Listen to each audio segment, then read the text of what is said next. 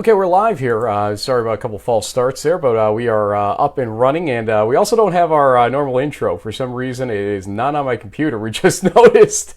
So, James, let's do kind of our own little intro show here for our live show. Yeah, you know.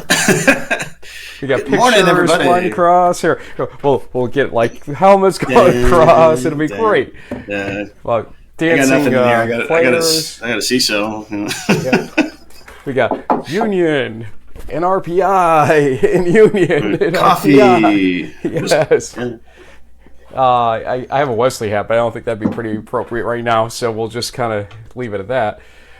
Yeah. JB, so our live show here, which I believe is being simulcast right now live on Twitter as well. You might want to check that and see what's happening on my handle, actually. But we are going to go over the best Week 5 games, he said. Imagine that. And there are plenty of them to go over across the country. But I think we want to focus in a little bit on Region 2 for a little bit because that seems to be where a lot of the questions emanate from, with a lot of teams that seem to be doing great, but they haven't really faced each other yet. And so, you know, Liberty League handled Empire 8 teams. We know that pretty well, and everybody else on their schedule for that matter. Now we've got 4 teams really in a legitimate fight inside the Liberty League, and 2 of them will match up this weekend. I'm not sure if I'm going to actually be at that game. We planned on that, but we're still waiting for some restriction words here from our friends over at Ithaca. So Hobart at Ithaca, talk about that game a little bit. I wanted to ask you something else, and we've got some questions we're going to be answering in this episode as well. I know you sent me a bunch, so pepper us with those as you see fit. But first, you are the guy that writes for the Hobart blog, as many people know. Tell us about Hobart at Ithaca and what to expect in that game. Well, both teams have very similar defensive stats. I think Ithaca currently is allowing 9.3 points per game. Hobart's allowing 9.5 points per game. Defensively, as far as like rushing yards allowed and so on and so forth, pretty similar statistics. Ithaca's defense is allowing a little more passing yards, and I think that was mostly due to that Bridgewater State game. But for the most part, both teams very strong defensively. There's some question marks around whether or not Hobart All-American and fifth-year senior Emmett Ford's shoulder is going to be in good enough condition to play. Starting middle linebacker Brian Aguilar is also kind of questionable with a turf toe injury. So if neither one of those guys can go, maybe it changes some things a little bit. But for the most part, I mean, Ithaca offensively is probably the favorite, at least through the air. AJ Wingfield, their quarterback, is currently ranked top in the Liberty League as far as passing yards, I think efficiency, touchdowns, etc. David Cruson, the quarterback for Hobart, is kind of the X factor because he hasn't had to throw the ball too much in the games that Hobart has won. And I just found out this week, apparently Hobart is ranked first in the nation. They're tied with W&L for the most rushing touchdowns in Division III with 19 over the first 4 games. So that's almost 5 rushing touchdowns a game. So needless to say, Frank, if you end up going to that Ithaca-Hobart game, you should probably expect to see probably a 70-30 run-to-pass ratio from Hobart. They will need to probably pass the ball a little more than they're used to, given the strength of the Ithaca defense. There's going to probably be some third and long possible situations where Cruson's going to have to drop back and maybe leverage his tight ends if the wide receiver core, which is still pretty green, isn't going to be able to step up. So should be a kind of a low scoring, just a crunch, bash, and crash style of football game. Okay, we used to be a Liberty League show, so let's continue in this kind of zone here. Rochester RPI. I haven't received my band notice yet from RPI, so at least there's they gave you a hat or a visor, and some other swag, and I think the players and the families, and probably even though they're not allowed to say it, the coaching staff all appreciate some of the stuff that you're saying to try to get some stands into the fans and under some. We're not saying to fans into the stands, I think you mean. Right, exactly. We're not saying to throw caution to the wind per se, but when you have a 5,000 plus seat stadium, you can socially distance. There are precautions you can put into place that allows people to cheer on their kids, to be with their families. Come on, let's just be practical. Let's be realistic. But yeah, I mean, the game. Let's talk about that though. Let's focus on football for this show. Rochester comes in. We had heard from our Drew Saxton, quarterback, CWRU guest, how improved he thought they were in a game that was a little closer than we assumed between Rochester and Case. But RPI has been kind of after two close calls and then a more distant game between RPI, they blew the doors off St. John Fisher. I don't think that's an overstatement by any stretch of the imagination. So ultimately, is RPI going to just roll over Rochester, or do you think Rochester's got a good chance here? I think Coach Chad has really done a nice job building that program back up, and this would probably be one of those situations where the extra time was beneficial for him and his coaching staff to get that roster size back up, to be able to recruit nationally. That was part of the reason why they brought him over from MIT. He has a national reputation at the D3 level for recruiting at high level academic institutions. So I think Rochester's going to give them a good run for their money. They gave Brockport a pretty close call just a couple weeks ago. So I don't think you can sleep on the Yellow Jackets at all this season. Okay, let's kind of complete a little bit of the fearsome foursome up top right now, although St. Lawrence is probably going to send me a nasty note, Puck. We're not ignoring you, trust me here. But there's that Union-Buffalo State game. Now, Union's had an interesting season when you really look at it. Their first two opponents, I would think, most people would agree, not the strongest out there, Morrisville State, Worcester State. Okay. Rolled over both of them. Then they take on Springfield in what we know to be a close game, to put it lightly. It went down to the wire, essentially. Colin Lama running still, I think, around the track right now at Union College after that interception that he achieved. And then on top of that, the Utica game, though the score looks pretty convincing at 30-9, I think it was last week, it was 14-9 going into the fourth quarter. If you had the opportunity to talk to Coach Jeff Behrman at Union College, what would you say to him right now about what your views are about that team, how they're doing, what they need to do in a game like Buffalo State, a team that's struggled? We saw a decent effort against Fisher in week one when I went out there to see them, at least for the fourth quarter, and then everything seemed to fall apart since that point. What would you say? Well, I mean, Union has a lot of talent across the board, and it's been interesting to see some of these younger guys like Tolbert and Fiore emerge as, plug and play type of guys. When even if Ross or Irabor isn't 100%, they can just. I mean, the next man up mantra seems to be true there, and you really have to give Coach Behrman a lot of credit with the talent and the depth that he has been able to recruit up there in Schenectady. So, I think Union, they know what their game plan is. They will not take Buffalo State lightly. They do have a strong quarterback receiver tandem, and that's something that they'll obviously look to try to shut down. And then I think Union will just keep playing, Dutchman football. We saw Will Bellamy, throw a couple of interceptions last weekend. I'm sure that's something that he worked on in practice to, try to eliminate that. And I'm guessing he's probably going to have a 4 or 5 touchdown game this Saturday. Sounds about right, if I had to guess. So we'll talk more about that game in a little bit, actually. There's a reason I want to bring it back up. There's some stuff going on surrounding that in the show, especially. So we'll go to that. Yeah, but don't worry about it. It's nothing you got to worry about. So let's go to our key Week 5 games. I'll let you take us through them here. And some good stuff, I think, here.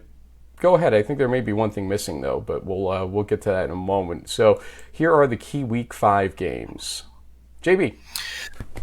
So the MAC is getting underway. Lyco had a big win this past weekend, and they're going to try and challenge Del Val for the top of the heap there. Should be an interesting matchup there. We haven't seen the Aggies really blow anybody away. Their defense has been keeping the scores down, but as you mentioned in a prior broadcast, Frank, the Del Val isn't going to be one of those teams that's going to run the score up. They just kind of keep their offense at a pretty even keel, and they score anywhere from 24 to 30 points a game, and that's good enough with that defense. Salve, Western New England, potentially a de facto CCC Pool A title type of game in the mix here. Salve has not been able to beat the Golden Bears for almost a decade now, so a win there would be really huge for the Seahawks and kind of announce a potential sort of new king of New England if that happens. And then down in Connecticut, my home state there on the Sound, Norwich versus Coast Guard for the mug. It is the little Army Navy game. Sometimes the Secretary's Cup overshadows that, but this is a true military school type of rivalry trophy game. So that's exciting. We've touched on Hobart and Ithaca to a certain extent. Salisbury. Hold on. You've given me the hook already. Okay. You've given your 2 cents already on this game, and I think it's time that somebody else gives a little bit of say on this game, don't you think? Oh boy. What? What's wrong? What's going on? You have an issue here? with somebody else giving some say on this game? Let's talk to Jeff Behrman, Union College head coach, and see what he has to say about this Hobart Ithaca game. He's got his own game we're going to talk about in a second. He would know better than I would. He actually would understand the film and what's going on. So it's a good idea that you brought in this subject matter expert and not listen to some goofball like me. Yeah, well, everybody loves the goofball in you. Trust me, I get enough questions, where's JB, across the country, including at Union College when I go there. Coach, we'll talk about your game in a second, but you look at that Hobart Ithaca game, and I think we've been waiting for these matchups to begin in the Liberty League. We see it number 7 in the new rankings in D3Football.com. Greg Thomas did a great job with those rankings. This league's getting a lot of national notice right now, and that's a big game. Do you have any insight for us as we have to pick that game later in the show? Well, hey, great to see you both. JB, little surprise there for you. Frank reached out yesterday. I'm not sure how much of an expert I am. Not sure how much of an expert I am, but just to comment on, I think the league as a whole, really exciting. I think it's a testament to the coaches in the league and the players in the league. I think it's been really, really strong with the sense of some really good recruiting out there going on, and some really good coaching, and the players are executing. So excited to obviously aware of what's going on within the league. We just finished non-conference games. I'll be honest with both of you. I have not watched a snap of Ithaca. I have not watched a snap of Hobart, just based on we're just focusing on the game at hand, the task at hand, so to speak. Yeah. So I'm sure that it's going to be a great game. I don't even know where it's at. Is it? I couldn't even tell you where it's at. At Ithaca. It's at Ithaca. It's at Butterfield, yes. Yeah. But for Hobart, it's not been a good place. Yeah. So, a tough place to play, as we all know. Very tough place to play. I think Dan's done a great job at Ithaca. I know he's going to have his team ready. And likewise, I think Kevin and his staff have done a terrific job over the years. And specifically focusing right now on this year. I know they're both undefeated right now, and should be a great early game in league play. Absolutely. Well, the good news he tried to say here in this live show is that basically Coach, I think, is aware that Springfield game, too close for comfort, that Union had. The Utica game, they hung around way too long. I think the Union team in the third quarter may have gone out for some Utica greens, came back and finally started scoring again. Andre Ross Jr. and company getting things back underway in the fourth quarter. But Coach, got to be a little frustrating. You've been facing some injuries, obviously. I know that Erebor and Ross were kind of either fully out or partially out in the Springfield game. That surprised a lot of people, but Ross was back definitely in the last game. Didn't see if Erebor was in that box score.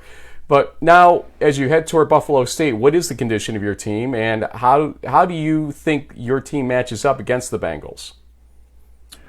Yeah, I mean, I try not to look back too far. Always trying to focus forward as much as possible. I'll just comment here.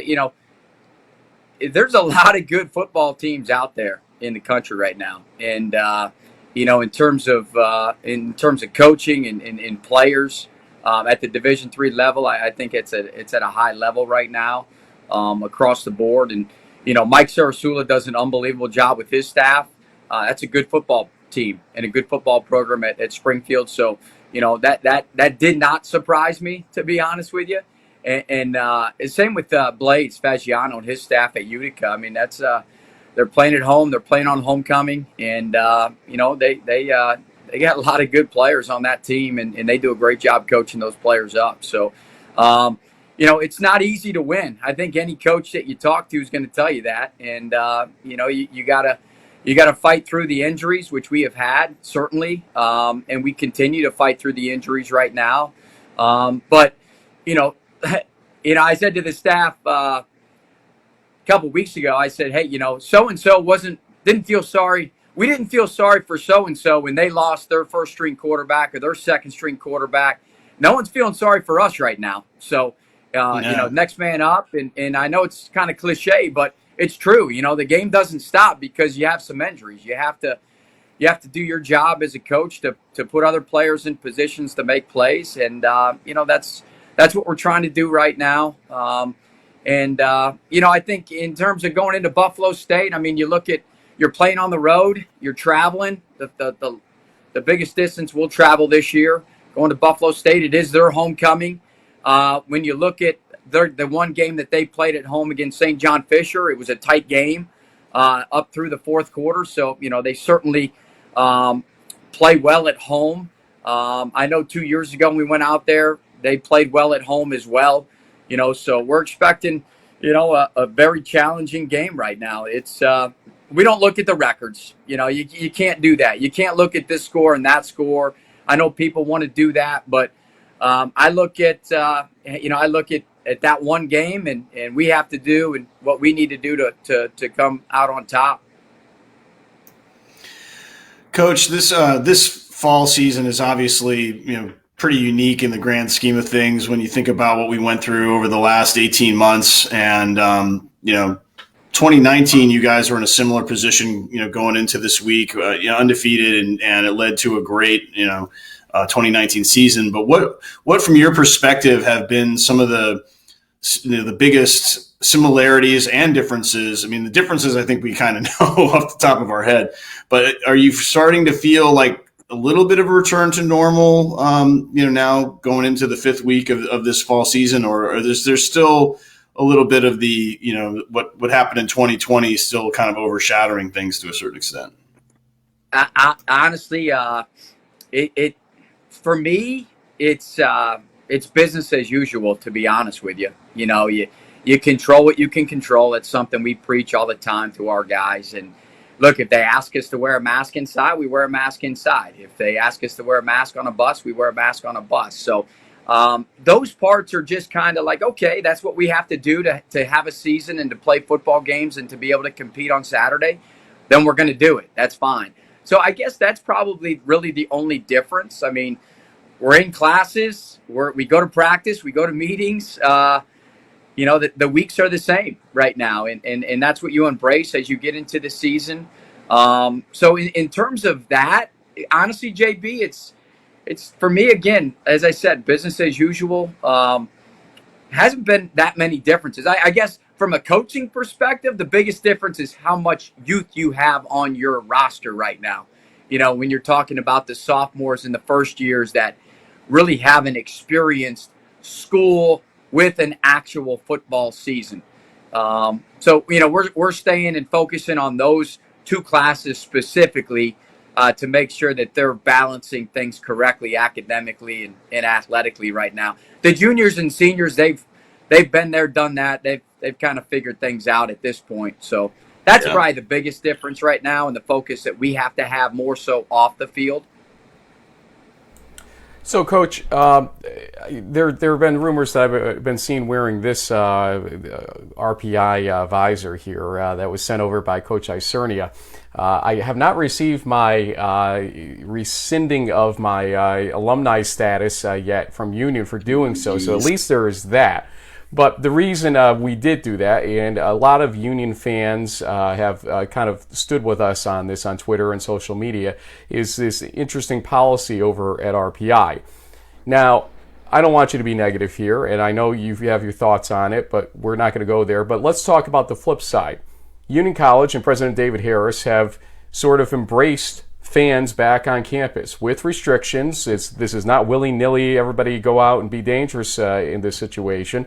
He was on our show over a year ago when things started up. He's been very transparent about things, obviously. Tell us about how you feel Union has approached just the back-to-school approach this year and the back-to-athletics approach with the fans, etc. I think they've done a great job. You mentioned David Harris. I mean, he's a tremendous leader from the minute he stepped on campus and took the reins of the college. I think what he's done over the last 18 years, him and his administration have been, or 18 months, excuse me, have been incredible. Yeah, you know, when things first happened back last March and April and May, a lot of us didn't know what was going on, right? And decisions were made that I felt were correct at the time. And still feel that they were correct at the time, because obviously the safety and health and well-being of the students and the campus community is going to be first and foremost.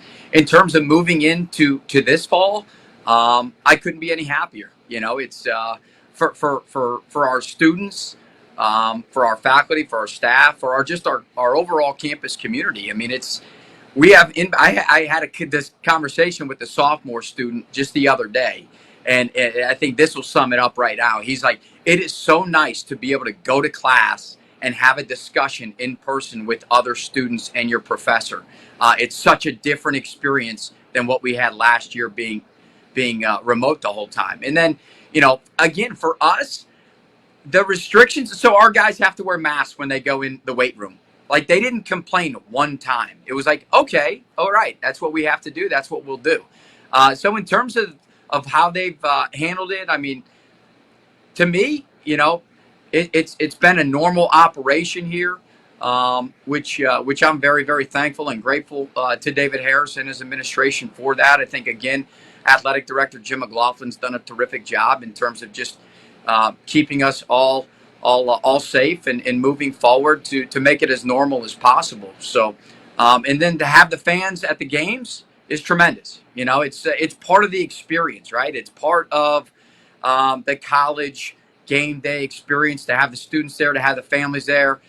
People have been through so much over the last 18 months that I think it's nice that they can be there. JB has one more question, I think, for you before we let you go. I know you got an interview coming up with the Gazette to talk with them in a few minutes. So, JB, go for it. This is what, you know, the D3 fans just really need to know about from Coach Behrman. So you're heading to Buffalo, often referred to as the birthplace of the chicken wing, you know, the best chicken wings in the country, although I'm sure there might be some pizza shops in Schenectady and other small towns in upstate New York that would like to maybe challenge that claim. So, Coach, after the game, is it ranch or blue cheese for you? I'll be honest with you, not a big chicken wing eater. Not a condiment guy either. So, yeah, I've been that way all my life. I'm not going to lie to you.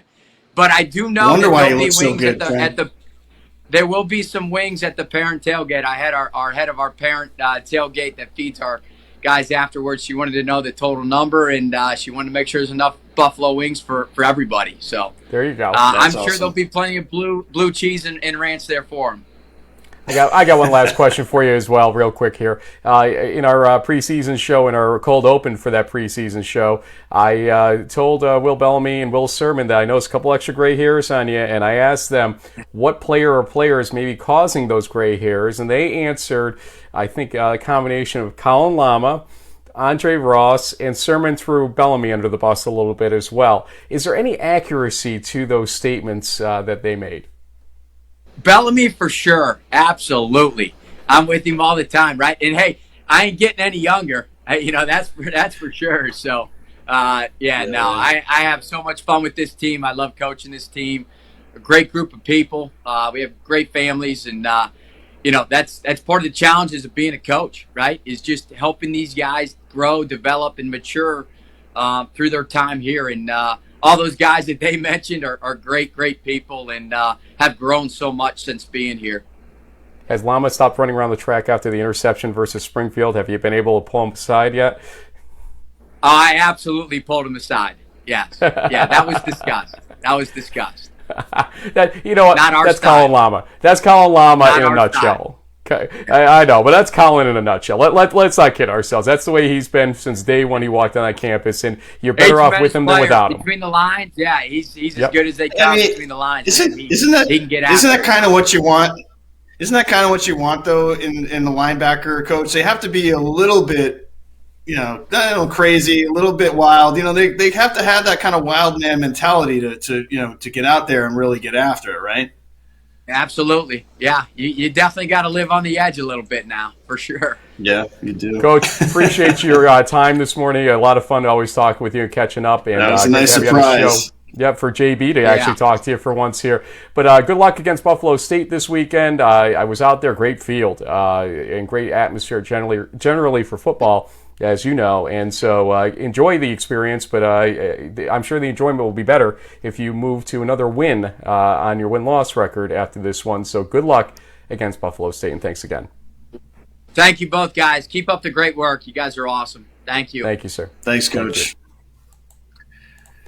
Hey, JB, what'd you think of that? No wonder why he looks so good. He doesn't eat chicken wings. This guy's probably on one of those like Tom Brady diets and eats avocado ice cream and all that kind of stuff. No wonder why he looks like he's 23 or whatever.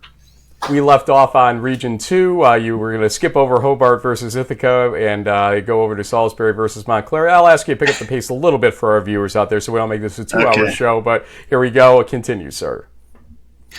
All right, start off of NJAC play. Montclair hosting Salisbury. That was a game that we had looked back on at the start of the season as a possible, bellwether there. Redhawks starting to turn things around. We'll see what happens. Jumping down to Region 3, a bunch of good games here, especially Trinity, Texas versus Barry. We're going to predict that one in a little bit. Methodist, Huntington, a rematch of the USA South Conference Championship from the spring. Hendricks at center, another great game from the spring that's having part 2 this fall. Washington Lee, Hamden Sydney, and the ODAC. Over in Region 4, Wabash versus Denison and Trine versus Adrian are a couple of games that sort of stood out. Can Wartburg slow down this central offense that's averaging something crazy like 60 to 70 points per game? North Central and Wheaton, back at it in CCIW action. And then out in Wisconsin, we have a couple of the Stout versus Whitewater, La Crosse versus River Fall game. To me, honestly, Frank, I think the La Crosse River Fall game is the more interesting, even though it might be viewed as the undercard, because one of these two teams is going to challenge Whitewater, most likely for that conference championship, other than Oshkosh, obviously. And then, Gustavus or Gustavus? Gustavus Adolphus. Easy for you to say. So this is an opportunity in the MIAC to see, who's going to be the runner up there. Bethel came up a little short against St. John's, but they're still a team that I could see, getting in as a Pool C bid candidate if they can run the table. Hold that thought, because remember, the MIAC has a conference championship game. So finish number 2, you get a crack probably at St. John's. Yeah. So it's more than just Pool C. It's still actually a Pool A entry point possibility. If you lose to St. John's, both Bethel and Gustavus Adolphus could both lose. This game could determine still who goes up against them a second time, ultimately. I'm not sure if Gustavus Adolphus is in St. John's division. I had to look at that. I'm going to assume no, only because of the way things are setting up, but there may be a crossover. We'd have to look at the schedule. Let's take a quick peek here. It appears like that, live shows. Yeah. I'll just call them GA. They're in the Gusties. The Gusties are in the same division as St. John's, and Bethel is in the opposite division. So I guess in a way, this is a crossover then, basically. Yeah. Yeah, it is. Yep. Mm-hmm. So we'll see. Again, St. John's could beat Gustavus Adolphus and will have beaten both at that point. And the winner of this game could emerge as getting a second chance against St. John's later on. That's interesting. Last game we've got down Lewis and Clark versus Whitworth. Whitworth, I think, was off last week, if I remember correctly. So It'll be interesting to see if they can continue their winning ways. They have a winning streak going on here, going back to the spring. Let's not forget about that fact. And they're looking pretty strong.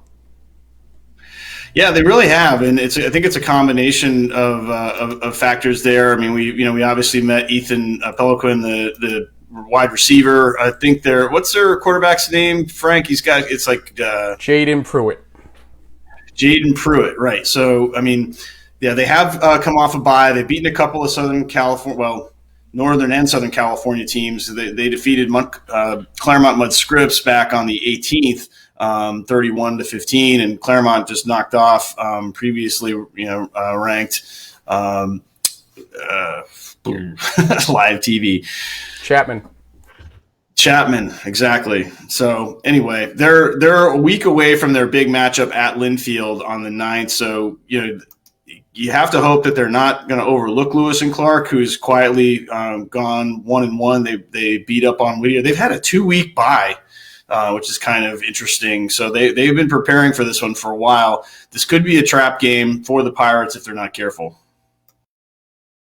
Yeah, I don't like those 2-week buys, to be honest with you. I think it just gets you into that sedentary type of scenario that you don't ever want to be in the middle of a football season.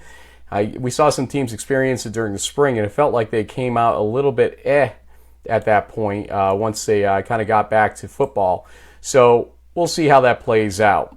JB, the scores are up there. You really went 12-0 last week. I mean, I watched our playback, and I was a little bit shocked by that. Go through all of them. It was just kind of random luck. I don't know, and it was just one of those things where I think you meant with a little bit of the potential upset picks with Bethel and so on, but I don't know, man. It just that's sort of how it panned out. I've got a little bit of a lead, but this weekend could change everything. I mean, there's a lot of games that are really hard to call. I'm going to make an executive decision. We threw in a 13th game this week just so I could catch up with you, basically. Lucky 13, okay. Yep. So we'll get that rolling in a second here, as it won't allow me to add that extra second. There we go. Or extra minute, rather. Extra second. That'd be plenty of time to talk about it. A couple minutes. Yeah. And then we start with the music. That's great. And then Frank basically puts up the next football game on there. Look at this. Is like a well-oiled machine until I realize we haven't started the clock yet, but I haven't even named the game yet. So it's Norwich at Coast Guard in the NUMAC. Again, these are all conference games that we're talking about now, so we'll put the conference afterward.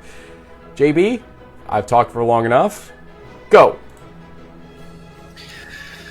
Well, which Coast Guard team is going to show up? They have been a little hot and cold this season. They win some close ones, and then they drop games to teams that you kind of makes you scratch your head. So Norwich has that high-powered offense.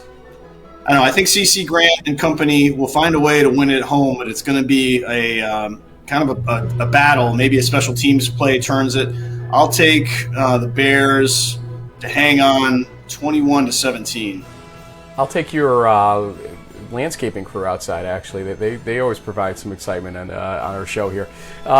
So I'm going to say in this one, Coast Guard will win this game. Norwich has struggled a little bit, it feels like, at times throughout this one. And I think Coast Guard, for a game that has a trophy or a mug, in this case, attached to it, I think they're going to play a better game against them. So Coast Guard wins this game. Low scoring. Check that. Medium scoring. 24-17 in favor of Coast Guard. Salve Regina at Western New England. This is a big CCC battle. Let's not kid ourselves. They're kind of like the Hobart to Ithaca type scenario in Region 1 conference startups here. A lot of emotion right now, obviously, at Salve with the passing of Kevin Gilmartin's dad, Poppy, and that's going to probably carry through into this game. Sometimes emotion can shoot you in the foot, and sometimes it can give you a shot in the arm. And in this case, I want to say they've been playing with a shot in the arm very well to support their coach. I'm going to say Salve wins this game on the road. It's going to be a tough game, though. 40-37, Salve. Wow. Yeah, I mean, it's hard not to pick the Seahawks just given everything that they've been through. And Western New England sitting at 2-2, but they have challenged themselves with games against Salisbury and Utica, and I think maybe that extra challenge might help them in this case. They'll hang on. It's going to be a close call, but I think the Golden Bears are going to keep that streak alive, and they'll hang on for a 41-38 win. We've gone 220 with only 2 games, so we got to hurry up a little bit here, I guess. Susquehanna at Ursinus, Centennial Conference. Big game here because is Ursinus for real? That's the question. Go. I think Susquehanna is a team that we should have been talking about for a few more weeks. They have a point that they want to prove. I think they're going to win this one pretty big, 41-27. I'm going with Ursinus. I think the Muhlenberg situation wasn't a fluke. Their trajectory is generally better, it looks like to me. So I'm going to stick with them and probably pay the price for it on my win-loss record again. But you know what? Who cares at this point? I got to throw caution to the wind. Ursinus wins this game 31-20. Hobart at Ithaca. I get to start this, and probably fittingly so you don't have to go first on this. I just think Ithaca with that Brockport win showed me that they are made of a lot of what we didn't expect coming into this season in terms of good QB play, good defense. I know it wasn't the greatest statistical game, but it's poised enough to beat a team like that impresses me, okay? And I think when you look at schedule-wise, Ithaca has played a better schedule compared to Hobart, in my view, because Fisher, we learned Hunter Walsh is out, and we'll talk about them in a second here. But I'm going to pick Ithaca in this game at home. Lower scoring, 21-14. And that's a pretty safe pick, Frank, because Hobart has never won a game at Butterfield Stadium. They are 0-16, and can they break the Butterfield curse? I don't know. If they're going to, they'll have to do it through the run game. I'm going to go out on a limb and say that somehow through a combination of Rayshawn Boswell and Tim Denham Jr. that they're able to run the ball and keep it out of A.J. Wingfield's hands. And somehow, I think on my blog, I think I said it was be like a 30-24 close one, but I'm going to go with the Statesman. I haven't been right since 2016, though, Frank, so this could be the kiss of death. Rockport at St. John Fisher in an E8 showdown, the Courage Bowl. Go for it. Too much Brockport defense. I think with Fisher being banged up, they'll run away with this one literally and figuratively, 31-13. Yeah, different team without Hunter Walsh, but great cause in this game. This game always plays out close because of what surrounds it, so I'm going to say it's closer than that. 27-24 in favor of Brockport with a late surge by St. John Fisher. Trinity, Texas at Berry in Region 3 in the SAA. We've got some SAA action, a lot to talk about here, actually. I'm going to pick Berry here. This is a good game. This is a very good game for the SAA. Yeah. Don't underestimate this. Trinity had that streak that was broken, obviously, but they still have a really good overall upward trajectory. Berry, I think they learned a lot about themselves when they lost to Wisconsin Whitewater and went down, 30-0 at halftime in that game. Mm-hmm. I'm going to give the small nudge here toward Barry and Coach K, 28-24. Yeah, it's hard to tell what's going on with this Trinity, Texas team because they had that first game canceled. They haven't played in a couple of weeks. I'll take the Tigers. I think they were picked first in the conference for a reason. We'll see. I think it's going to be a shootout. 31-28. Hendricks is center, another SAA matchup that's probably pretty good on paper at least. I wouldn't surprise me if center potentially wins the SAA the way they've been playing lights out. Their defense is great. Their offense is explosive, even in the the low-scoring games we saw last weekend. I like the Colonels. I think they'll survive another shootout, 49-35. Ditto that, and the score, I think center wins the game. Lower scoring like the Trine game. I'm going to say 24-14 in favor of center.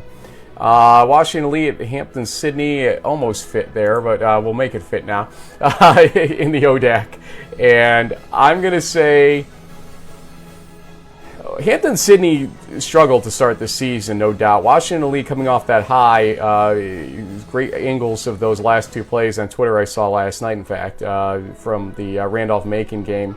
I'm going to say Washington Lee can take it to Randolph-Macon, and seeing what Randolph-Macon did to Hampton Sydney in the spring, here we go, the law of syllogisms, that never works, and I should never do it.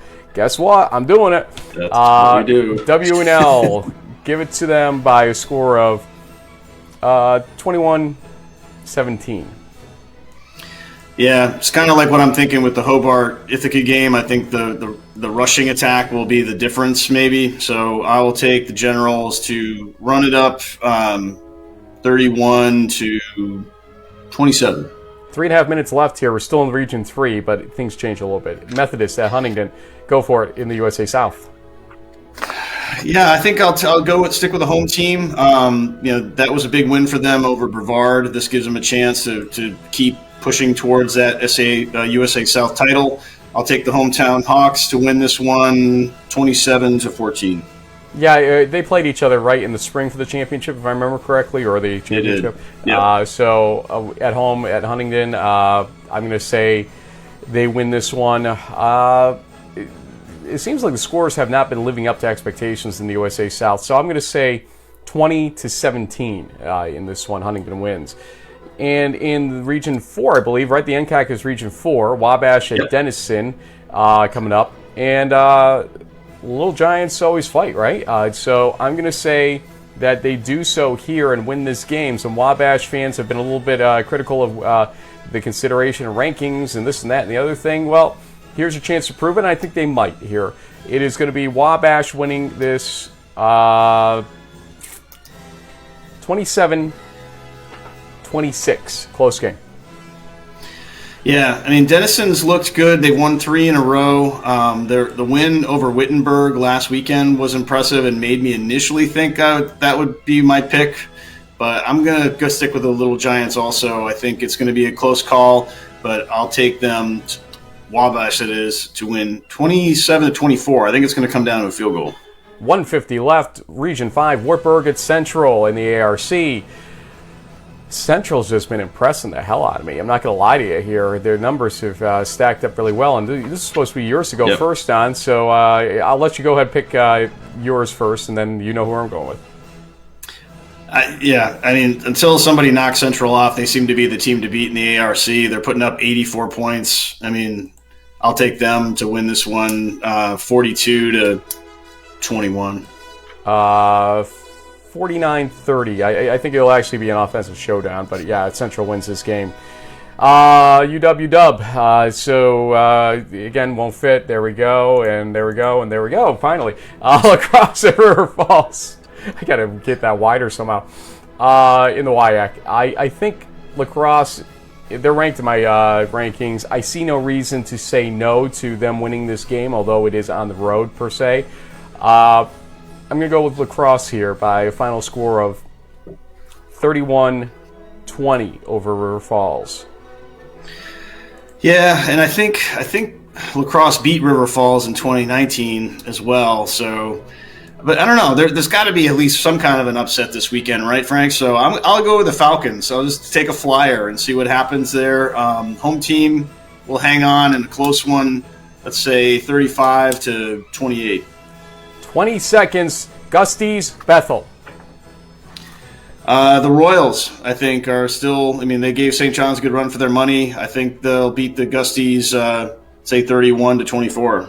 Gusties have a point to prove here, and they're on the road against a team that I think is a little bit shell-shocked that they couldn't get the ball back at the end of that fourth quarter last week. Sometimes you get that hangover, you can't get past it, and I think it's going to be long enough in that game that Gusties can get an edge and keep the edge in this one. The Gusties win this game 31-27, holding off Bethel at the end.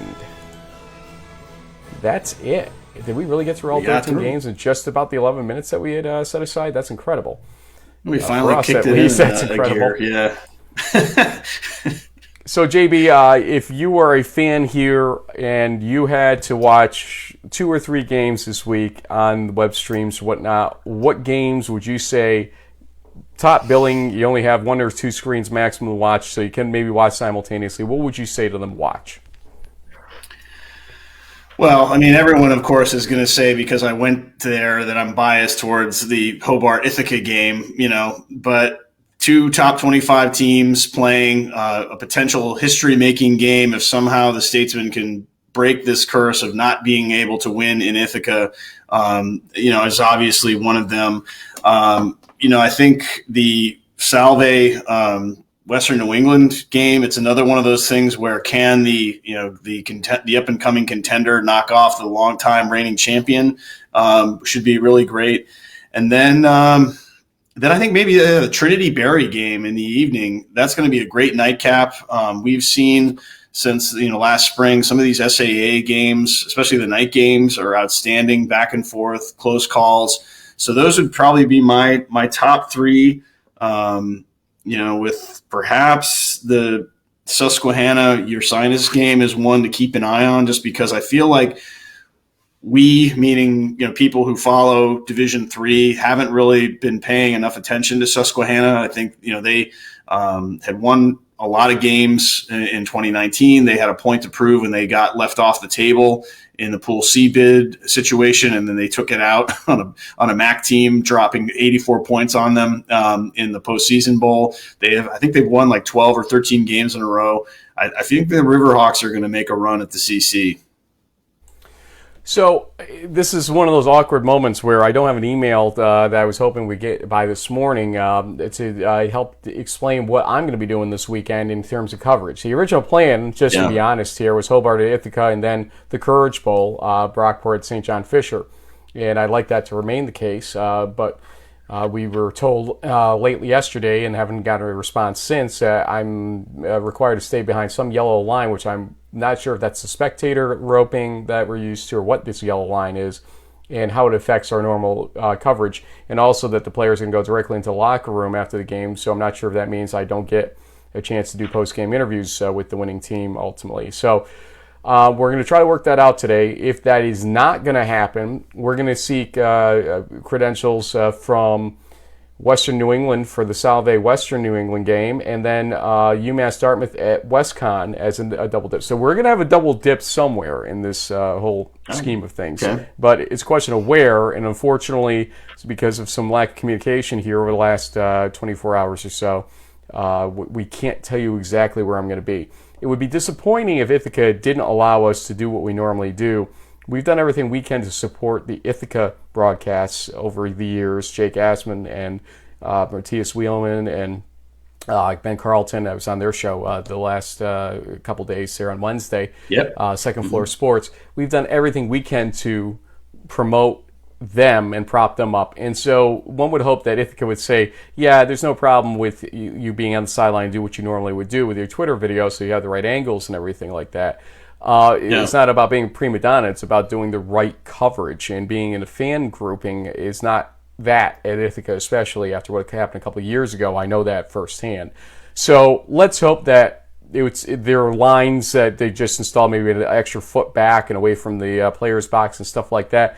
I don't know, and we'll have to find out over the next few hours here what it is. We'll tweet it out and get that information out to you. Although I jokingly said to you last night, and I'll share it with everybody, the restrictions sound worse than RPI's restrictions when I was at their facility. How would that even be possible ultimately? But RPI's athletics department did know that you let us do what we need to do. We're going to be smart. We're not going to get anybody sick in the process of it, or not try to at least. And hopefully Ithaca got the same memo at some point that, media does their job, or they have their job to do, and we also don't want to get ill ourselves. Let's face it here.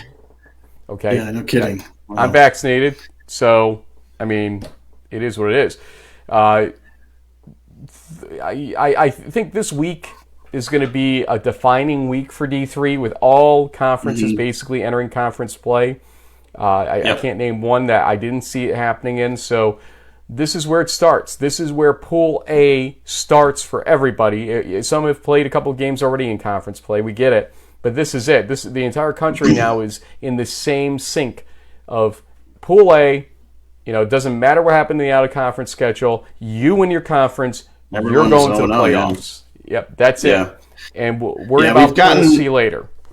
Yeah, we've gotten a lot of questions from different fans over the last few days, like, with 4 undefeated teams in the Liberty League, being in either in the poll or whatever, who do you ultimately have coming out on top? You've said it. I think we both said we don't really know. Hobart Ithaca is going to sort of set the table for that and start kind of stack ranking teams. We addressed the question around, like, who do we see as an early at-large bid coming from either Region 1 or 2. Our friend Jason Bowen threw out who's the better conference at the moment, the Centennial or the Liberty League. D3 football had the Centennial at number 6. Liberty League was number 7. I mean, I guess maybe the top of Centennial might be stronger, possibly, but the Liberty League's out-of-conference record is much better.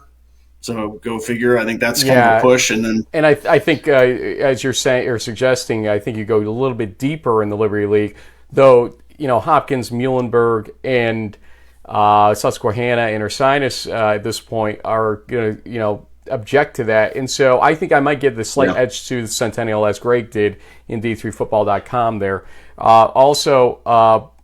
We got one from Antoine Cuff. As of today, very early, do you see an at-large bid coming from Region 1 and or Region 2? We've been talking about that a little bit on the show. I think Region 2 has been the answer we've been leaning toward with the Liberty League, but they could beat each other up pretty badly on the way to that. So the other thing that could happen is Montclair could beat Salisbury and go on to have a good win-loss record, Montclair, despite the bad start they had, and Salisbury would be an actual candidate for it as well in there. And look, Centennial, because they have so few out-of-conference games, it's tough for them to justify a Pool C bid to the Centennial Conference because the numbers don't make it easy on the committee to pick a Centennial Conference Pool C team.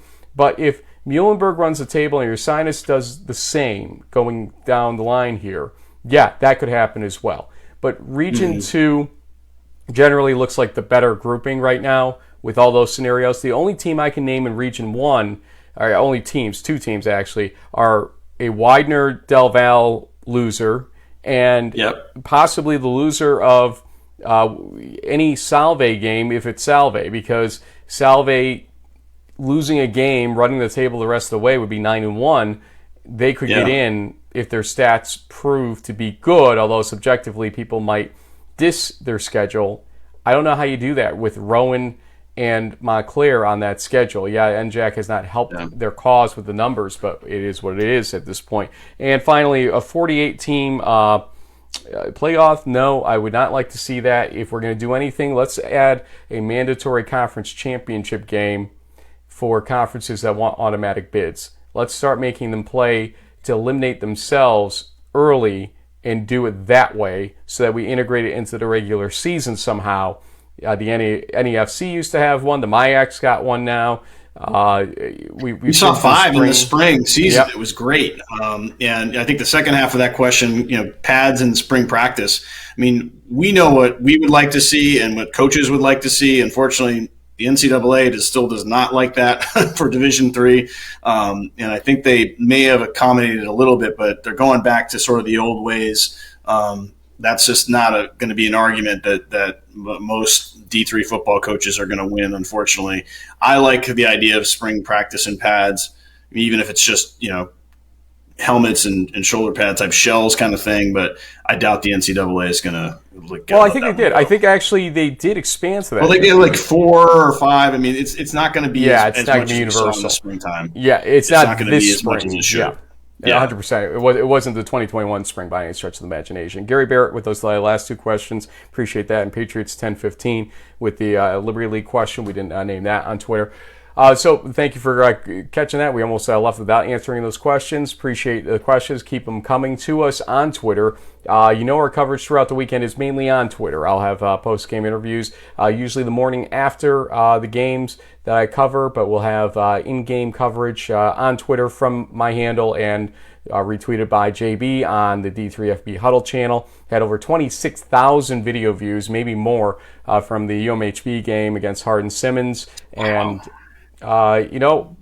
schools, if you're watching, coaches, start thinking about your Ghilardi Trophy candidates. Okay, we were actually pinging one coach yesterday saying, hey, we think you got a good candidate there, and it's a school that's not used to nominating for Ghilardi Trophy. And so if you're a coach and your school hasn't done it, reach out to us. We'll help connect you with what you need to know and make sure that we get a great, across the country pool of Ghilardi Trophy finalists. The J Club, hopefully we'll add them to a retweet here, a quote retweet, so they know that we're trying to promote this as well. Make sure to get your best players, especially those that are great in the classroom. It's still off the field, still matters a little bit. It's less than it used to in the equation, but get your players nominated, juniors and seniors both, or juniors, seniors, and super seniors to this point, I guess you should say. So we could have a really healthy pool. Let's do it. Let's get 100 players nominated, 100 deserving players, and get them recognized across the country.